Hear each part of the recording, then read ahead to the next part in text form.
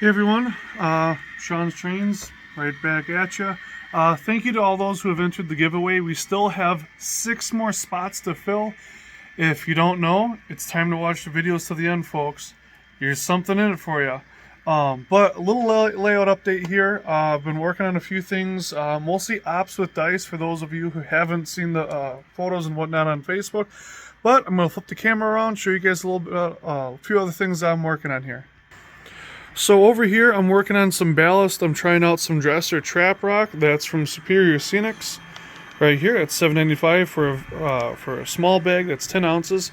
I'm kind of testing things out here, seeing how it looks. So far, I'm pretty happy with it.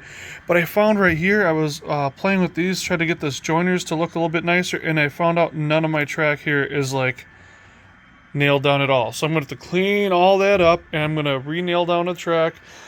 I know there's a few things that need to get touched up around here on the main and whatnot, as far as finishing nails, and getting the rest of it just kind of fine-tuned, which I'm still kind of working on, running stuff around.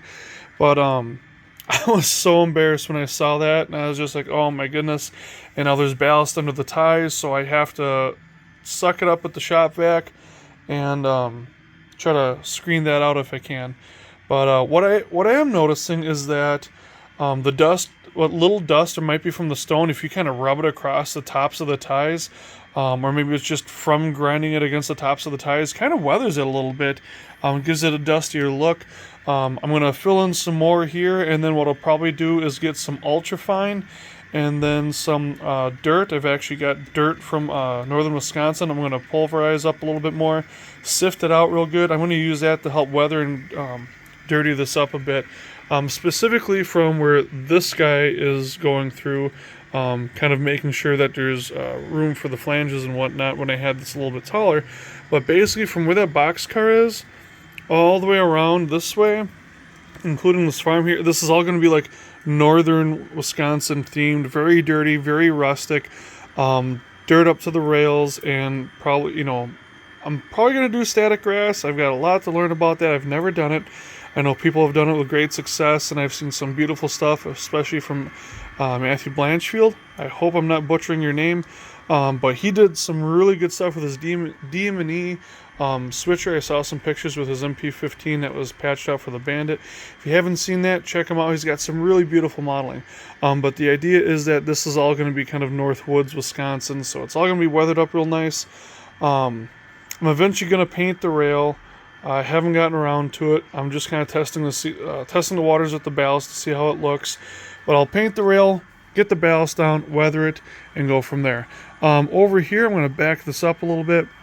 I'm working on operations. So the biggest thing I'm testing out right now is after I clean the track, how's my wiring? Do I have power everywhere I need it? Do I have any dead spots on switches or between switches? Stuff like that. How is my rolling stock working? Can I trust this stuff to run for hours on end without any issues? So far, the answer is yes. I'm really happy with it. So I've got my GP35. This is an older Proto 2000. This is early Tsunami Sound, who's been running around without quote-unquote any issues. It's been treating me really well. The LEDs are still working. The sound still works. I've just turned everything down. If you know anything about these, the bells are really, really quiet, and the horns are not that loud. So I turned down the master volume, and then I turned up the bell and the horn a little bit.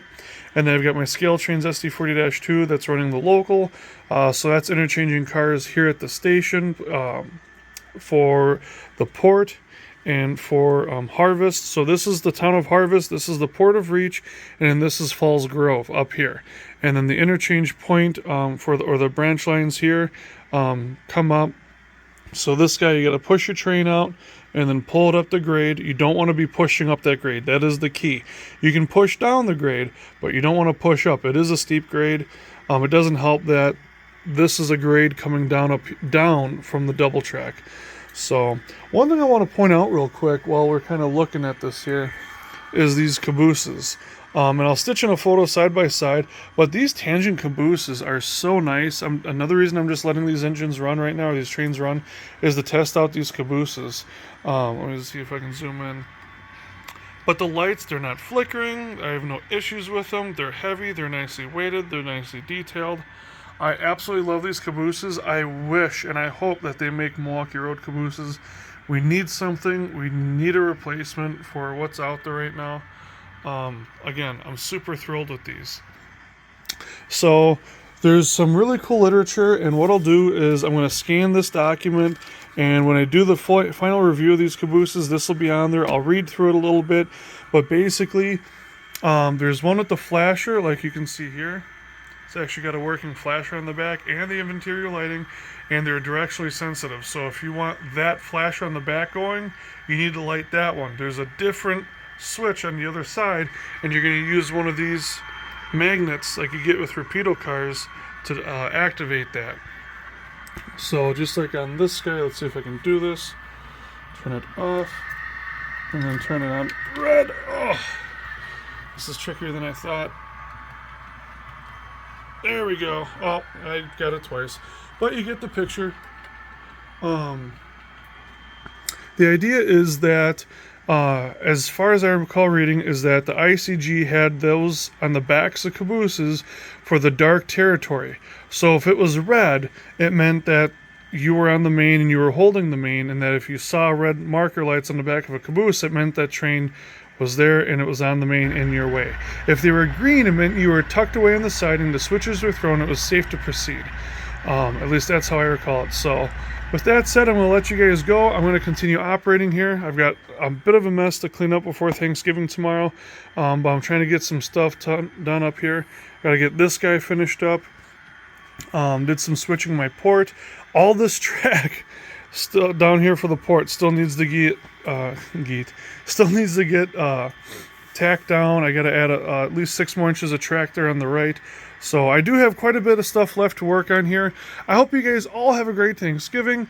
I'm going to be down here this weekend doing some of this, and I'll be over at Superior Scenics helping out, testing out some new products and whatnot, doing some troubleshooting.